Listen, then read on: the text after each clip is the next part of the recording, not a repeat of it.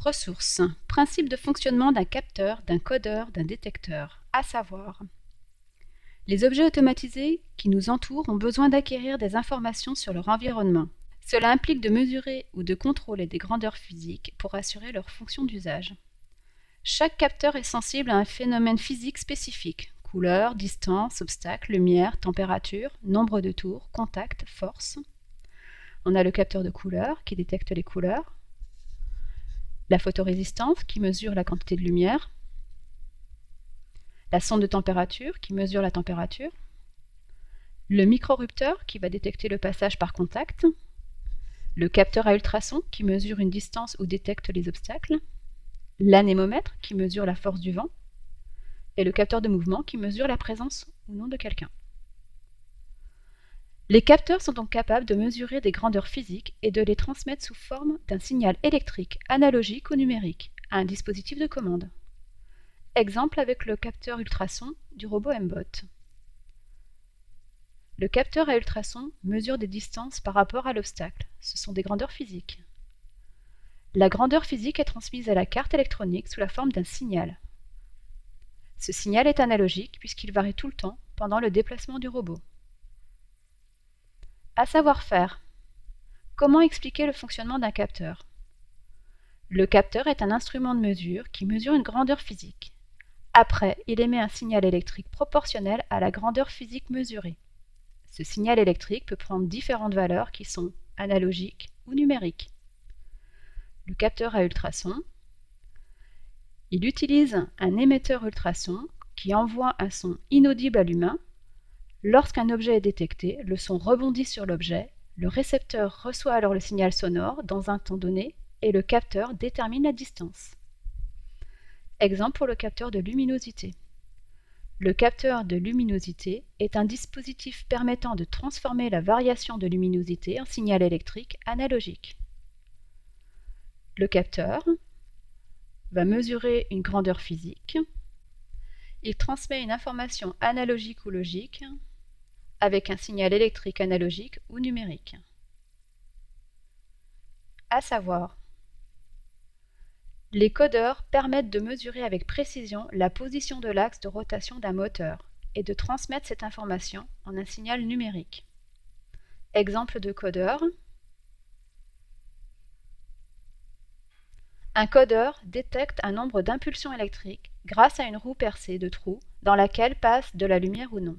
On peut maîtriser l'angle de rotation du moteur d'un robot et ainsi le diriger avec plus de précision.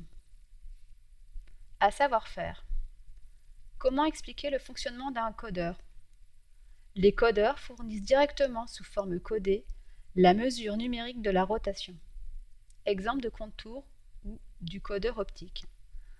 D'un côté de la roue percée d'encoche, un émetteur de signal lumineux envoie un signal qui est reçu ou pas par un récepteur de l'autre côté.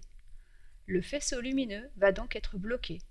0, le signal lumineux ne passe pas, ou traverser la roue, 1, le signal lumineux passe et est reçu par le récepteur. Le codeur va enregistrer une grandeur physique et il va transmettre une information logique grâce à un signal numérique électrique.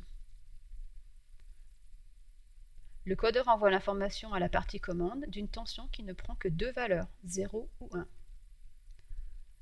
Nota bene, la vitesse ou fréquence de rotation du signal peut varier.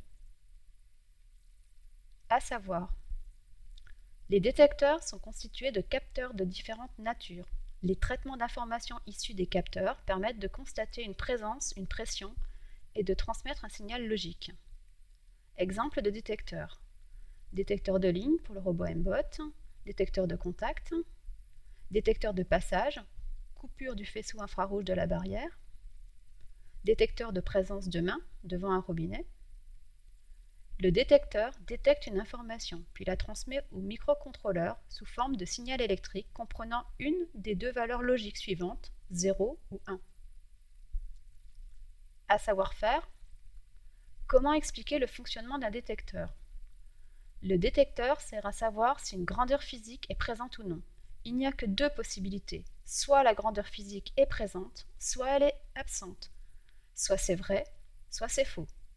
Oui ou bien non. Exemple du détecteur de contact. Il y a un contact ou il n'y a pas de contact. Soit l'objet est présent et vient appuyer sur la languette, soit il n'y a pas d'objet. Le détecteur enregistre une présence, une grandeur physique. Il transmet une information logique grâce à un signal numérique électrique. Le détecteur envoie une information logique à la partie commande d'une tension qui prend deux valeurs, 0 ou 1. En synthèse, les objets automatisés qui nous entourent ont besoin d'acquérir des informations sur leur environnement. Cela implique de mesurer des grandeurs physiques avec des capteurs, des codeurs ou des détecteurs pour assurer leur fonction d'usage. Le capteur va acquérir une grandeur physique et il transmet une information analogique ou logique grâce à un signal électrique analogique ou numérique. Le codeur va enregistrer une grandeur physique et il transmet une information logique grâce à un signal numérique. Le détecteur, il enregistre une grandeur physique et il va transmettre une information logique grâce à un signal numérique. À retenir, les capteurs sont capables d'acquérir et de mesurer des grandeurs physiques et de les transmettre sous forme d'un signal électrique analogique ou numérique à un dispositif de contrôle de commande. Le codeur est un capteur qui relève la variation d'une grandeur physique en la transformant en un signal numérique que la partie commande va pouvoir traiter. Le codeur délivre une information logique. Le détecteur est un capteur qui change d'état en présence de la grandeur physique et la transforme en signal numérique que la partie commande va pouvoir exploiter directement. Le détecteur délivre une information logique.